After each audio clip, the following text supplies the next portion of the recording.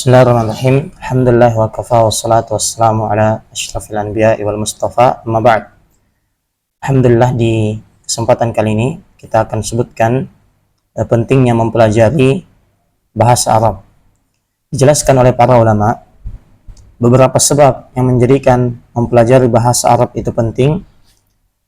Di antaranya yang pertama adalah penjelasan yang sempurna itu tidak akan diraih kecuali dengan bahasa Arab.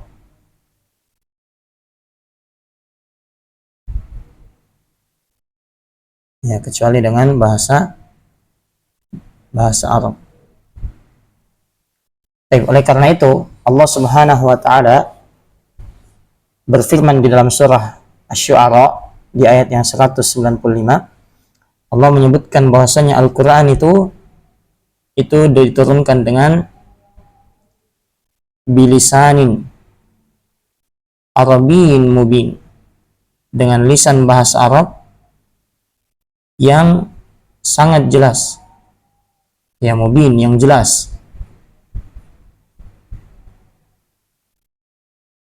Oleh karenanya di antara sekian bahasa yang ada di dunia ini, Allah Subhanahu wa taala menurunkan Al-Quran dengan menggunakan bahasa Arab, ya, bukan dengan bahasa Indonesia atau menggunakan bahasa Inggris misalnya, ya, namun menggunakan bahasa Arab, karena disebutkan oleh Allah Subhanahu wa taala bahasa Arab itu, ya, Arabiyyin mubin, sangat jelas, sangat nampak. Oleh karenanya menunjukkan bahwasanya selain bahasa Arab itu kedudukannya di bawahnya. Makanya disebutkan oleh Ibnu Faris rahimahullahu taala bahwasanya falamma khassa jalla sana'uhu lisan al-arabiyya bil bayan ulima anna sa'iral lugati qasiratun anhu wa waqi'atun dunah. Ya, kata beliau, ketika Allah menyebutkan atau mengkhususkan, ya, ketika Allah mengkhususkan Al-Qur'an dengan lisan Arab untuk menjelaskannya, maka diketahui, dapat disimpulkan anna sa'iral lugati qasiratun anhu, ya, sesungguhnya semua bahasa selain Al-Quran itu kurang, ya, tidak seperti bahasa Arab. Wa waqi'atun dunah, dan selain bahasa Arab itu letaknya ada di bawah. Ini disebutkan oleh beliau dalam fiqhil lughah. Kemudian selanjutnya, yang kedua, menjadikan bahasa Arab itu penting untuk kita pelajari, ya, tentunya agar supaya kita mampu memahami Al-Quran dan Sunnah dengan pemahaman yang tepat. Karena kalau kita tidak memahami Al-Quran dan Sunnah dengan pemahaman yang tepat, tidak memahami bahasa Arab, itu tentunya akan menjadikan seseorang salah paham terhadap ayat ataupun hadis yang dibawakan oleh Allah Subhanahu wa taala dalam Al-Quran atau Nabi kita sallallahu alaihi wasallam dalam sunnahnya. Ya, sebagai contoh saja disebutkan di dalam Al-Quran, Allah Subhanahu wa taala berfirman, wal fitnatu asyaddu minal qatl. Ya.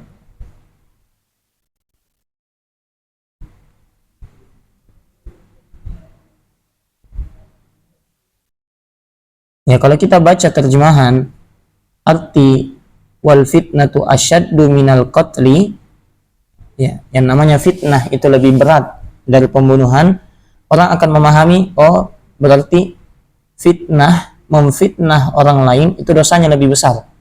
Hanya saja orang yang belajar bahasa Arab, dia tidak akan artikan fitnah di situ sebagai fitnah. Orang yang belajar bahasa Arab, dia pahami bahwasanya kata fitnah yang diinginkan di dalam Al-Quran ini itu bukan fitnah, melainkan kesyirikan dan kekafiran. Ya, kenapa demikian? Karena tidak selamanya yang diinginkan dari satu kata itu adalah kata tersebut.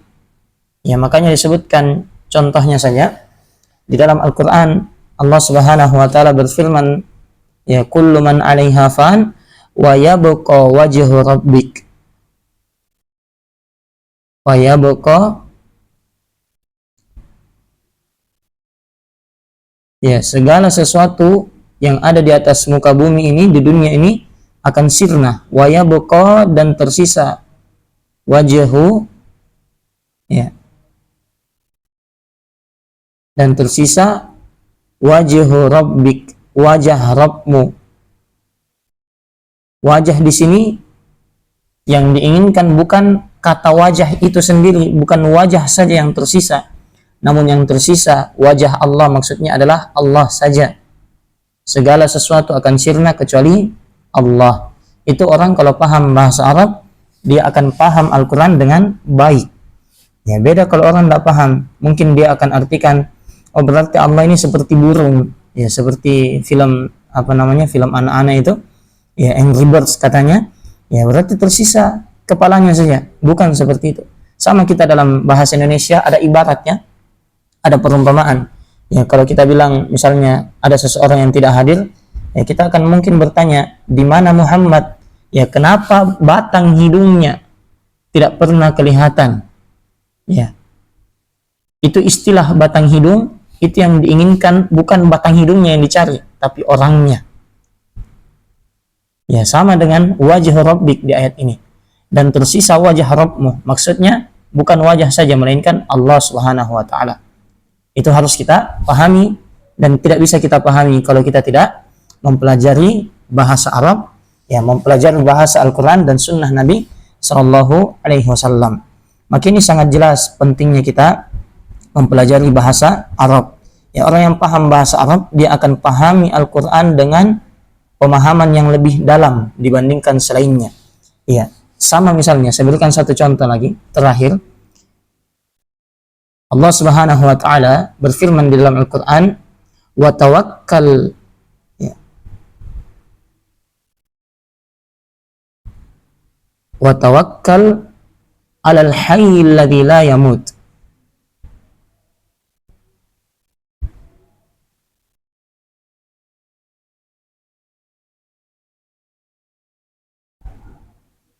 Ya, dan bertawakkallah kalian kepada Al-Hayy, yang maha hidup, alladzi la yamut, yang tidak akan, ya, yang tidak akan pernah mati. Kita diperintah untuk bertawakal kepada Allah yang tidak akan pernah mati. Ya, kenapa demikian? Ini apa fungsinya? Ya, kita lihat di sini ada perintah tawakal, dan yang disebutkan kita harus bertawakal kepada Allah itu bukan disebutkan wa tawakkal 'ala Allah, enggak, atau wa tawakkal 'ala Rahman, enggak, namun disebutkan wa tawakkal 'alal hayy, bertawakkallah kamu kepada yang maha hidup, yaitu Allah, alladzi la yamut, yang tidak akan pernah mati. Ini menunjukkan kalau Allah maha hidup, ya, kalau Allah maha hidup, Allah tidak pernah mati, maka kesempurnaan hidup Allah itu menunjukkan kesempurnaan kemampuan Allah. Kita diperintah untuk bersandar hanya kepada Allah yang maha hidup. Ya, yang maha hidup artinya apa? Maha mampu. Ya, kalau kita punya urusan kemudian sulit, ya, tidak ada jalan keluarnya, bersandarlah hanya kepada Allah. Karena hanya Allah lah yang maha hidup. Ya, kalau dia maha hidup berarti dia maha mampu mewujudkan segala sesuatu, meskipun kita pikir itu mungkin mustahil untuk terwujudkan. Ini, ya, nama-nama di dalam Al-Quran, penyebutan-penyebutannya itu tentunya sangat berpengaruh, ya, dan kita tidak akan pahami makna mendalam seperti ini kecuali dengan belajar bahasa Arab. Terakhir, satu lagi, Allah Subhanahu wa ta'ala berfirman tentang Nabi Yusuf alaihi salam, disebutkan di dalam Al-Quran, ya, ketika Nabi Yusuf diperintah keluar, ya, oleh sang ratu Imra'atul Aziz, ya, ternyata disediakan pisau untuk wanita-wanita yang sudah datang. Ya, masing-masing mereka diberikan pisau dan diberikan buah. Maka dikatakan di dalam Al-Quran, ketika Nabi Yusuf alaihi salam beliau keluar melewati mereka, Allah Subhanahu wa ta'ala berfirman, ya, wa qatta'na aydiyahunna, dan mereka qatta',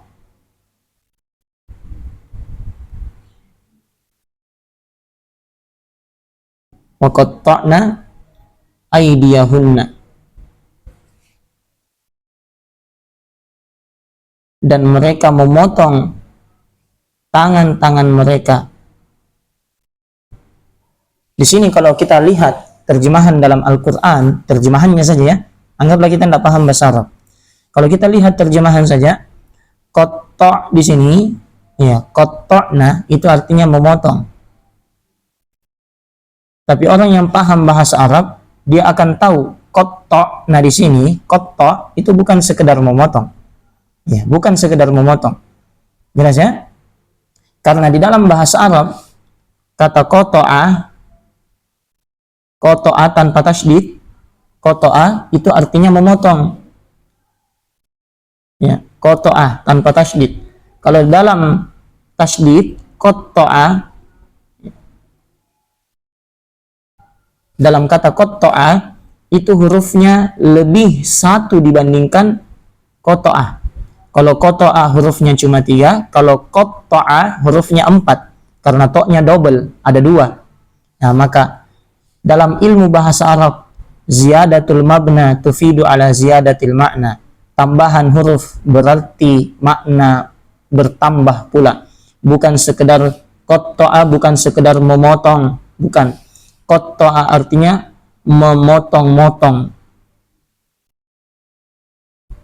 Ya. Maka ketika para wanita itu disediakan untuk mereka sikin, ya, pisau, kemudian Nabi Yusuf keluar, maka dikatakan mereka apa? Qatta'na aydiyahunna wa qulna hasya lillahi ma hadza basyaran in hadza illa malakun karim. Ya, disebutkan di situ mereka qatta', bukan qata', ya, bukan qata' tanpa tasydid. Bukan qata' tanpa tasydid yang ini, bukan. Ya, melainkan apa? Qatta' di tasydid. Bukan artinya memotong, tapi memotong-motong. Itu faedah kalau kita mempelajari ilmu bahasa Arab, ya tentunya kita akan paham Al-Quran dengan lebih dalam. Dan ini juga nasihat untuk kita semua. Al-Quran itu adalah bahasa Al-Quran. Al-Quran itu adalah bahasa Arab. Hadis itu adalah bahasa Arab. Islam juga dimuliakan dengan bahasa Arab. Maka hendaknya kalau kita ingin meraih kemuliaan, kita kembali kepada hal-hal yang memang diturunkan untuk memuliakan kita. Kita pelajari bahasa Arab. Karena ya, kata Umar bin Khattab radhiyallahu ta'ala anhu, beliau berkata, ta'allamul arabiyyah fa innaha min dinikum. Pelajarilah bahasa Arab karena sesungguhnya bahasa Arab itu adalah bagian dari agama Islam. Kalau kita mengaku muslim, harusnya kita bersemangat dalam mempelajari bahasa Arab tersebut. Kita cukupkan. Ya, subhanakallahumma bihamdik, syadallah ilaha illa anta astaghfiruka wa atubu ilaik. Assalamualaikum warahmatullahi wabarakatuh.